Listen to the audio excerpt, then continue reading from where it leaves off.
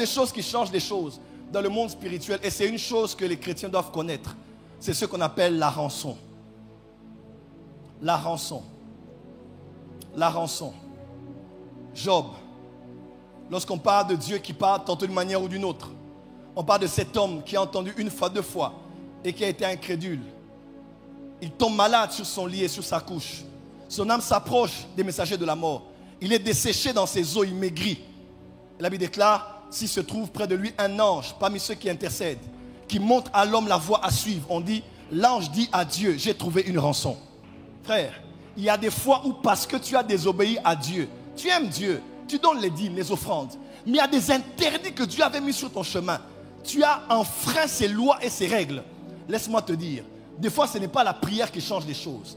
Des fois c'est une rançon qui peut tourner l'histoire de ta vie. Alors que tu allais dans le séjour des morts, tu te retournes, tu reviens en bonne santé et tu sers Dieu jusqu'à la fin de tes jours. On appelle ça une rançon. Dis une rançon. Cet homme mort devait mourir. Mais heureusement qu'il avait un maître qui n'était pas juif, mais qui a construit la synagogue et qui aimait la nation d'Israël. Les hommes autour de Jésus et dit, Jésus, cet homme mérite que tu lui l'accordes. Pourquoi? Parce qu'il aime la nation et il a bâti la synagogue. Il mérite. Question, qui mérite quelque chose de la part de Dieu? N'est-ce pas, tout est grâce? Qui peut frapper la poitrine et dire à Dieu, je dois avoir ça parce que j'ai fait ça? Qui? Tout est grâce. Mais la Bible déclare, ces hommes ont dit, il mérite. Frère, les mérites, c'est ce qu'on appelle des rançons. Il y a des choses dans le monde spirituel, même si ça te concerne toi, ton serviteur, tes enfants, ta femme ou ton mari. Lorsque le monde des esprits veut te punir, lorsque les choses veulent se compliquer pour toi, il y a des choses qu'on peut présenter à Jésus. Il y a des choses qu'on peut présenter à Dieu. Et ces choses peuvent peser dans la balance du monde spirituel et tourner les choses en ta faveur. À l'instant même, Jésus a vu cet homme et son serviteur a été guéri à la maison. Pourquoi? C'est un mérite. Un mérite, c'est ce qu'on appelle une rançon. C'est quelque chose qu'un être humain fait, inspiré par son âme, et des fois inspiré par l'esprit, puisque l'esprit de Dieu arrange toujours les choses pour anticiper ce qui peut nous arriver demain. Tu es poussé à faire quelque chose. Tu es poussé à donner quelque chose à quelqu'un. Tu es poussé à accomplir quelque chose de bien pour un serviteur de Dieu, même si ce n'est pas à ton époque. Mais les enfants de tes enfants, un jour, un d'entre eux se retrouve quelque part où il pêche devant Dieu, où le monde spirituel veut le punir. Automatiquement, un des anges intercesseurs peut se lever et dire à Dieu, ce n'est pas dans sa génération, c'est un pervers, mais il y a un mérite dans le monde spirituel. La Bible explique que toutes nos œuvres sont écrites dans les livres, vous le savez. Dans les derniers jours, on ouvrira des livres et chacun sera payé selon ses œuvres. Lorsque tu as fait quelque chose, c'est écrit dans un livre. Et cette chose est un mérite. Laisse-moi te dire, sois bon. Laisse-moi te dire, sois aimant. Laisse-moi te dire, sois généreux. La spiritualité n'est pas loin de la générosité. Il n'y a pas d'amen ici. La spiritualité n'est pas loin de la générosité. Toutes les spiritualités du monde, même pas seulement chrétiennes, ceux qui sont dans la vraie spiritualité savent que la philanthropie est exigée. Pourquoi? À cause du mal que les hommes font, les êtres spirituels peuvent les punir, peuvent bloquer les voies sur eux. Mais les bonnes œuvres, les œuvres faites à des veuves, à des orphelins, à des pauvres, à ceux qui ne peuvent pas te rendre ce que tu fais, ces choses-là peuvent parler en ta faveur et tourner les choses pour ton bien. Je vais souvent donner ce témoignage. Ça fait 3-4 ans, j'avais de grands combats. Mes ennemis avaient des armes de me détruire, des choses qu'ils pouvaient utiliser contre moi afin de m'anéantir. J'ai dit, qu'est-ce que je vais faire? Et par l'esprit, j'ai eu une inspiration. J'ai pris des bouteilles d'eau, j'ai mis de l'eau à l'intérieur. J'ai commencé à prier. J'ai commencé à prier. Pendant 7 jours, je faisais les prières tous les jours, par l'inspiration de l'esprit. Parce que la spiritualité, c'est le monde de l'inspiration. Ce n'est pas toujours ce qu'on te dit de faire, mais c'est ce que toi aussi, à des moments spécifiques, tu reçois à cœur de faire sans savoir d'où ça te vient. Mais tu sais que si tu le fais maintenant là, ça fera office d'élément de changement dans le monde des esprits. Et j'ai pris 2-3 psaumes, je les ai écrits en papier. Personne ne me l'avait dit, j'ai écrit en papier. J'ai pris ces psaumes, je les ai mis dans mes vêtements. Et je dis toute la semaine, je vais commencer à porter ça. Parce qu'il y a des combats, parce que mon âme est abattue et que je ne sais toujours pas parler. Seigneur, toi qui peux lire, toi qui peux lire, là où je ne peux pas parler, souviens-toi de tes serviteurs qui ont parlé dans les psaumes et qui ont pleuré et qui se sont repentis et qui t'ont cherché, qui ont cherché ta grâce. J'ai mis ces psaumes dans mes vêtements et je marchais avec lundi, mardi, mercredi, jeudi, vendredi, samedi, dimanche. Et j'avais la conscience que là où mes yeux ne voient pas, Dieu est en train de voir. Là où ma bouche ne s'est pas ouverte pour prier à Dieu, ma marche est une prière. Je dormais avec les prières. Je me réveillais avec des prières. La Bible déclare dans Ephésiens 6, verset 18, faites en tout temps, toutes par l'esprit, toutes sortes de prières. La prière, ce n'est pas toujours une Nzambe. La prière, c'est aussi des actes prophétiques que tu poses dans des saisons qui font office de prière dans le monde des esprits. Tu n'as jamais entendu ça, hein? J'ai mis des versets sur moi et j'ai commencé à marcher. Je dors, Seigneur, je n'ai pas la force de prier. Lis ce que je suis en train de te dire. Je me suis approprié de ces psaumes. Je dis, Seigneur, souviens-toi qu'à une époque, il y a des hommes qui étaient dans les mêmes circonstances qui t'ont invoqué. Je t'invoque aussi par ces psaumes. Souviens-toi de moi. Et qu'est-ce que je faisais? Je prenais beaucoup de francs congolais que j'avais, même des dollars. Je changeais cela. Pourquoi? Parce que dans la spiritualité, lorsqu'on veut donner à des hommes d'un territoire, il faut leur donner dans leur monnaie locale.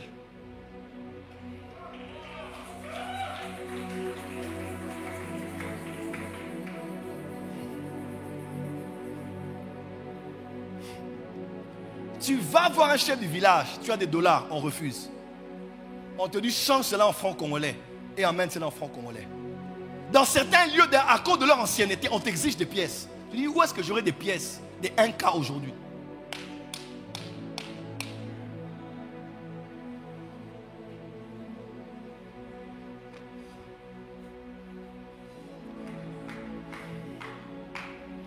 Et je suis allé à côté des Nations Unies. Il y avait des estropiés là-bas. Je suis allé, j'ai commencé à les distribuer. Et ils ont commencé à parler sur moi. Hé, pasteur, Dieu te bénisse. C'est ma Pamolayo. Que Dieu t'aide. Que Dieu soit avec toi. Et j'attendais dans le taxi pour qu'ils parlent sur moi. Je suis à la victoire. Je suis venu ici à l'imiter. Partout je voyais des gens, je m'arrêtais et je donnais. Il y a des fois où les dons ne sont pas qu'un acte de générosité. Il y a des fois aussi les dons sont un acte de spiritualité.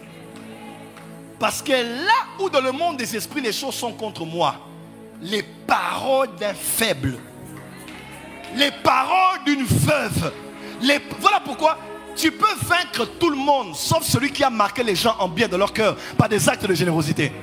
Oh, tu n'as pas dit amen. L'ange est arrivé chez Corneille.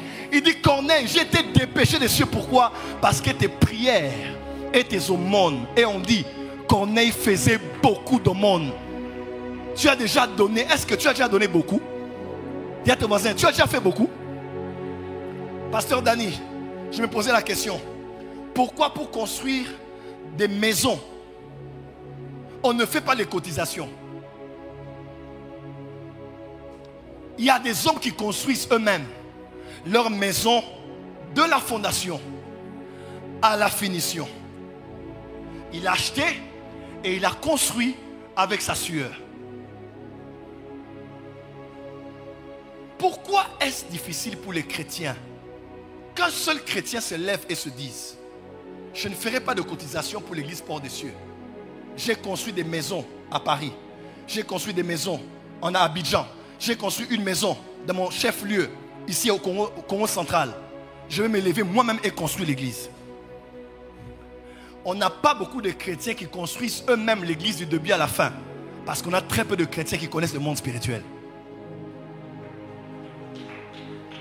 Toutes les prophéties que vous entendez depuis le début d'Anouka, c'est toujours ton père avait fait ça, voilà pourquoi telle chose t'est arrivée. Ta mère t'avait fait ça, voilà pourquoi telle chose t'est arrivée. Ma prière, par les choses que tu vas faire ici, dans 5 ans, un prophète vienne à Anouka.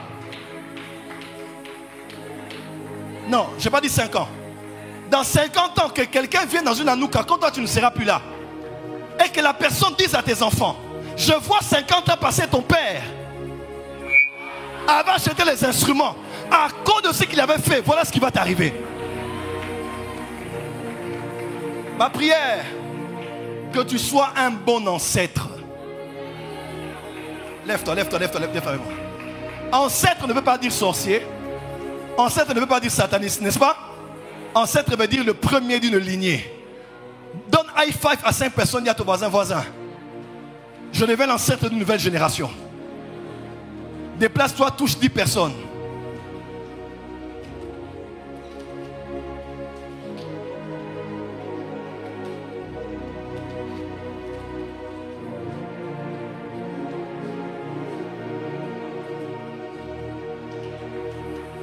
Touche 5 autres personnes. Va chez plusieurs personnes. Dis voisin, deviens l'ancêtre d'une nouvelle génération.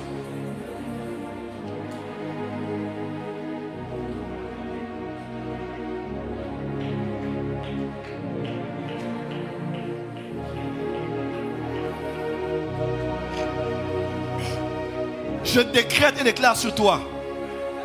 Si depuis le début d'Anouka, une offrande venant de ta poche, de tes mains est tombée sur cet autel. Si depuis le début d'Anouka, une enveloppe a été prise par toi, a été remplie de quelques billets pour honorer ton Dieu, laisse que ce que tu fais maintenant arrive à la prochaine génération. Un homme spirituel est un chasseur de mérite. Frère, l'année passée, j'ai donné plus de 100 costumes aux gens. Demandez à maman, plus de 100 costumes. Quelqu'un vient, 10 costumes, l'autre vient, 20, l'autre vient, 5. Et en Europe et ici. Quand je fais ça, je sais pourquoi je le fais.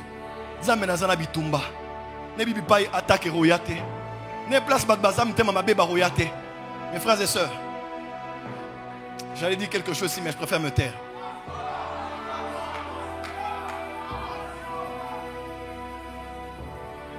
Nous sommes d'une génération où on a des combats, tu ne sais pas d'où ça vient. On te dit dans tel pays on t'a bloqué et Dieu te révèle que c'est un pasteur qui est derrière ça. Tu n'as jamais parlé comme ça, tu n'as jamais parlé, vous n'avez rien en commun, mais quelqu'un seulement te bloque et il ne veut pas que tu entres dans un pays. On ne sait pas d'où viendra le combat. Voilà pourquoi, dès le matin, sème ta sémence. Toute la journée, continue à poser sur les autels. L'hôtel n'est pas que l'hôtel de l'église. L'hôtel, il y a aussi les hôtels dans les marchés, les hôtels dans les carrefours, les hôtels dans les orphelinats, les hôtels dans les maisons, les hôtels parmi les faibles. Toi, pose seulement, parce que tu ne sais pas laquelle de tes semences va produire, si c'est ici ou là-bas. C'est vrai que nous jeûnons. La Bible déclare que le vrai jeûne qui plaît à l'Éternel, c'est de faire quoi? C'est de prendre son pain et de le partager à celui qui a faim. Nous avons jeûné à moitié. On a cru que jeûner, c'est fermer la bouche et priver ton estomac du pain. Ça, c'est le jeûne. Mais le vrai jeûne qui plaît à l'Éternel et qui booste le monde spirituel, ce n'est pas que prendre le pain et priver ton estomac du pain en passant par la bouche, mais c'est prendre ce pain et regarder l'estomac vide de quelqu'un d'autre, dire ouvre la bouche et mange de ma part. Il n'y a pas de jeûne sans générosité. Jeûner, c'est se priver. Mais le véritable jeûne, c'est ce dont je me suis privé. Je le prends et je le donne à quelqu'un d'autre. Tu t'es privé de 3 repas. Donne tes 3 repas à 3 personnes. C'est ça le vrai jeûne. Le vrai jeûne, ce n'est pas se priver, c'est aussi pouvoir. Ce n'est pas se priver d'eux, mais c'est aussi accorder à l'autre. Même quand tu ne parleras pas, il y a des combats dont tu as eu la victoire, tu ne sais pas où est-ce que tu as eu la victoire. Tu as couché avec un homme qui avait le sida, il est mort du sida, tu n'as pas eu le sida. Tu dis, mais ça vient d'où? La loi de la biologie a été suspendue. Tu as péché, tu as demandé pardon. La conséquence devait rester jusqu'à la fin de ta vie. Mais il y a une veuve quelque part qui a dit, Zambé, mon nanga, c'est ici classe, interprétez-moi. Zambé, Zambé, les barasovala, les karababasaka. Zambé, Dieu, papa orphelin, le père des orphelins, défenseur à ma veuve. Les défenseurs des veuves. Donne à Feza. Tu n'as pas la voix pour cet exemple. Zambé. Seigneur. Zambé. Seigneur. Zambé. Seigneur. Zambé. Seigneur. Pendant ce temps-là, tu as fait quelque chose de mal. Hein? Amen. Peut-être je n'ai rien fait de mal, mais il y a des combats qui viennent vers toi dont tu n'as été ni prévenu, Amen. ni tu as été sur tes gardes pour les barrer. Yes. Donc ça vient directement sur toi. Yes. Et une femme quelque part qui tu appelles les études de ses enfants. Les enfants finissent la licence et ils ont dit, Amen. Zambé, Papa, Zambé à orphelin, Seigneur, le Dieu des orphelins, défenseur à baveux, c'est lui qui défend les veuves. Kanissa, Souviens-toi. Kanissa, Souviens-toi. Kanissa, Souviens-toi. De cette jeune femme. Je ne la connais pas. Nous ne sommes pas de la même famille. Nous ne sommes pas d'une même tribu. Nous ne partageons pas le même sang. Mais il a aidé mon enfant. Il a payé les frais scolaires pour mon enfant. Depuis sa 6e année jusqu'à 3e graduat. Il ne s'est pas fatigué, il a continué. Première licence. Deuxième licence. Mon enfant vient de finir ses études. Les dieux. Si tu ne me béniras pas, prends ma bénédiction. Donne à cette jeune dame. Donne ça, cette bénédiction. Élève-la. Fais quelque chose pour elle. Dans le monde spirituel, Amen. Nous avons une rançon. Amen. La force des intercesseurs qui prient pour toi n'est pas dans le fardeau qu'ils sont pour toi seulement. Homme politique, à la présidence, dans l'armée dans ces temps difficiles, on n'a pas que la solution parce qu'on a payé 200 intercesseurs pour aller à la retraite à la période de la guerre. Les intercesseurs doivent avoir une rançon. Les intercesseurs vont présenter quoi dans le monde spirituel que tu as déjà fait en bien, qui est un mérite, qui est une rançon. Ils peuvent dire à Dieu, Seigneur, même s'il a fait mal, ce gouverneur a construit cette église catholique.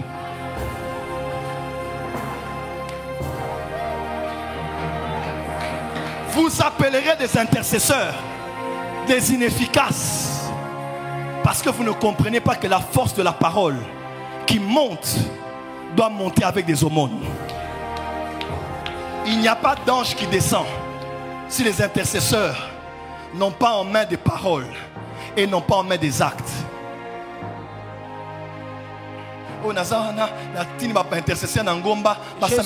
Je suis là, j'envoie les intercesseurs à la montagne pour prier pour moi. Qu'est-ce que tu leur as donné à suite? Amen. Qu'est-ce qu'ils vont dire à Dieu pour toi? Si tu leur donnes ce que tu donnes à ton travailleur avant de rentrer à la maison, ça n'a rien produit. Si tu leur donnes ce que tu donnes à ton chauffeur, dès qu'il termine le travail, il rentre à la maison, tu n'as rien fait.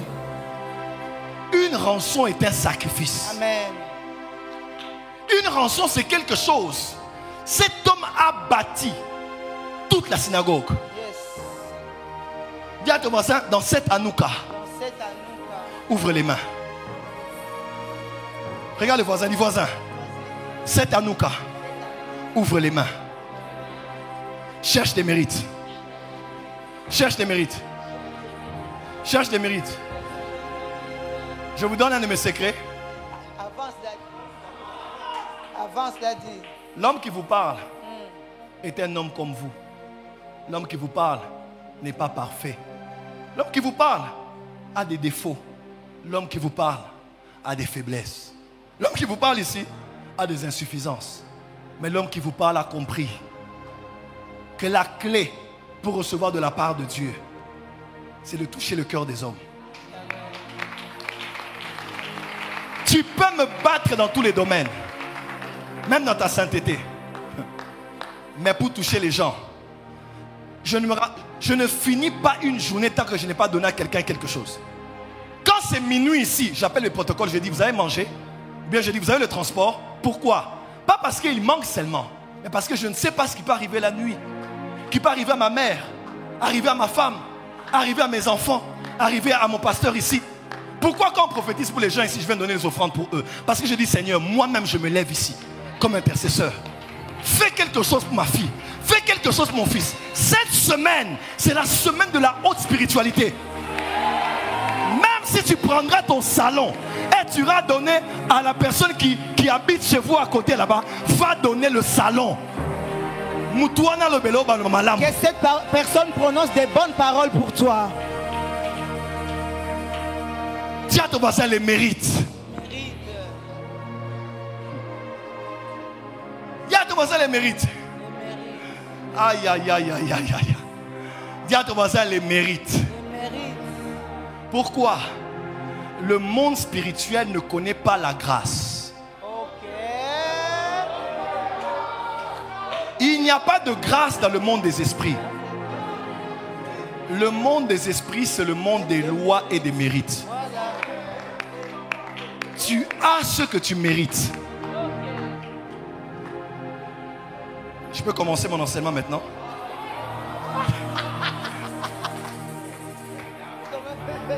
Est-ce que je peux donc commencer ce que j'ai prévu aujourd'hui? Lève la main droite. Dis à ton voisin. Ouvre la main. Cette semaine. Fais du bien. Détache-toi. Donne. Sème. Touche. Fais du bien. Il est écrit: heureux les miséricordieux, car ils obtiendront miséricorde. Je ne juge pas les gens, parce qu'on te mesurera avec la mesure que tu t'es servi pour mesurer les autres. Quand quelqu'un fait du mal et que tu es le premier à poster, le premier à te moquer, le premier à agir, l'univers va s'organiser de telle manière que et un péché que tu as commis en secret, ça va tomber entre les mains d'autres personnes. Et aussi vont avoir le même zèle de publier cela, comme tu as eu le zèle de publier ceux des autres. Heureux les miséricordieux, et ils obtiendront miséricorde. Vous prêchez la spiritualité ici, hein? Voilà pourquoi je lève ma main. Que tes bonnes œuvres parlent. Amen. Que tes bonnes œuvres parlent. Amen. Ton père et ta mère n'ont pas fait que des mauvaises choses. Que les bonnes choses qu'ils ont faites parlent en ta faveur. Amen.